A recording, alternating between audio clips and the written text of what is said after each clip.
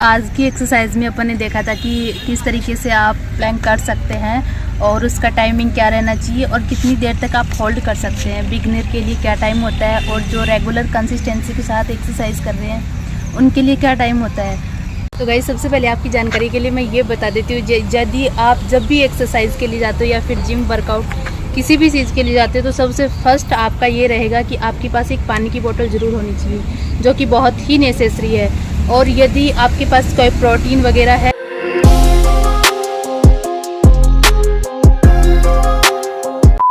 आज का व्लॉग बहुत ही स्पेशल रहने वाला है, जैसे कि आपने थंबनेल के अंदर देखा। और आज का थंबनेल था प्लैंक कैसे करें और टाइमिंग क्या होना चाहिए, रोक ले। सो गाइज, हमने बात की है प्लैंक टाइमिंग क्या होनी चाहिए। तो जो बिगनर होते हैं, जिन्होंने अभी स्टार्ट ही किया है हाल में और जो इसके प्रैक्टिस के लिए 1-2 दिन से ट्राई कर रहे हैं, तो उनके लिए इसका मिनिमम से मिनिमम टाइम होना चाहिए 1 मिनट। और यदि कोई डेली रूटीन के अंदर जिसके हो, उसको 3 मिनट तक ये होल्ड करके हैंड रखने चाहिए। और यदि किसी को नहीं पता है कि इसको हैंड्स को किस तरीके से रखना है और अपने लेग्स को कैसे रखना है, स्टोमच को कैसे रखना है और पीछे की जो बैकबोन होती है उसको किस तरीके से रखना है, तो मैं आपको बताऊंगी कि किस किस तरीके से आप इस एक्सरसाइज को कर सकते हैं। और हालांकि इसमें यह भी होता है कि आपकी जो मसल्स होती है वो स्ट्रॉन्ग होती है, आपका जो फैट होता है वो घटता है।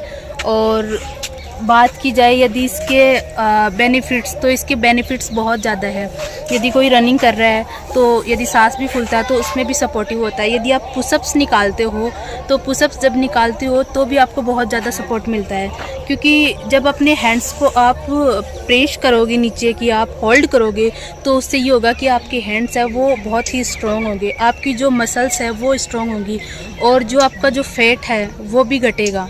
तो इस रीज़न से ये एक्सरसाइज बहुत ही इंपॉर्टेंट है। तो चलिए गाइज, मैं आपको बताती हूँ कि किस तरीके से आप इसको कर सकते हो और आपकी हैंड्स की जो पोजीशन होगी वो कैसी होगी और बॉडी को किस तरीके से रखना है। तो गाइज चलिए मैं बताती हूँ। सो गाइज, सबसे पहले आपको करना है कि ज़मीन पर या फिर योगा मैट बिछाकर पेट की बल लेट जाना है।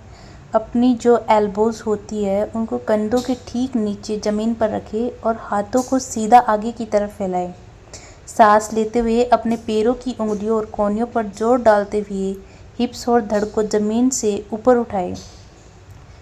आपकी सिरे से लेकर एड़ी तक शरीर बिल्कुल एक सीधी रेखा में होना चाहिए। ध्यान रखिए कि आपके हिप्स न तो बहुत ज़्यादा ऊपर उठे और न ही नीचे की तरफ झुके। पेट की मांसपेशियों को अंदर की ओर खींचिए और टाइट रखें। फिर उसके बाद आपको धीरे धीरे ऊपर की ओर उठना है। एंड गाइस, इतनी देर करने के बाद आपको थोड़ा रिलैक्स करना है अपनी बॉडी को और उसके बाद फिर उसी पोजीशन में आ जाना है। फिर एक गहरी सांस लेना है और अपने एल्बोज़ को अपने कंधों के बराबर लेके आना है। अपने हिप्स को ना ज़्यादा नीचे रखना ना ऊपर रखना है। और जैसा कि इस एक्सरसाइज के अंदर आपने देखा होगा कि हैंड्स को किस तरीके से रखना है और पीछे बैकबोन को कैसे रखना है और कितनी देर तक होल्ड करके रखना है। कोई ज़रूरी नहीं है कि किसी को ज़्यादा देर तक ही करना हो, जितना आप एडजस्ट कर सकते हो उतना ही करना है फर्स्ट डे। सो गाइज, आज की एक्सरसाइज में अपन ने देखा था कि किस तरीके से आप प्लैंक कर सकते हैं और उसका टाइमिंग क्या रहना चाहिए और कितनी देर तक आप होल्ड कर सकते हैं। बिगनर के लिए क्या टाइम होता है और जो रेगुलर कंसिस्टेंसी के साथ एक्सरसाइज कर रहे हैं उनके लिए क्या टाइम होता है। तो यदि आपको भी कोई डाउट हो तो कमेंट में ज़रूर बताना। और मेरा ये था कि इस एक्सरसाइज का सबसे बड़ा बेनिफिट मेरे अकॉर्डिंग एक ही होता है कि जो अपने हैंड्स होते हैं वो बहुत ही स्ट्रॉन्ग बनते हैं और जो अपनी जो मसल्स होती है वो इंक्रीज़ होती है, उनको भी बहुत ही बेनिफिट मिलता है। और जो अपना फेट होता है वो अपना कवर रहता है, फेट घटता है इस एक्सरसाइज से। तो गाइज़, आज के लिए इतना ही, मिलते हैं नेक्स्ट ब्लॉग के अंदर, तब तक के लिए राधे राधे। तो गाइस, सबसे पहले आपकी जानकारी के लिए मैं ये बता देती हूँ, यदि आप जब भी एक्सरसाइज के लिए जाते हो या फिर जिम वर्कआउट किसी भी चीज़ के लिए जाते हो तो सबसे फर्स्ट आपका ये रहेगा कि आपके पास एक पानी की बोतल ज़रूर होनी चाहिए। तो गाइस, सबसे बेस्ट रहेगा यदि आपके पास पानी की बोतल है तो वो ज़रूर लेके जाए, और यदि आपके पास प्रोटीन है तो वो भी रहना बहुत ज़रूरी है। तो आपके लिए सबसे बेस्ट रहेगा कि पानी की बोतल आपके पास हमेशा ज़रूर रहनी चाहिए एक्सरसाइज करते टाइम।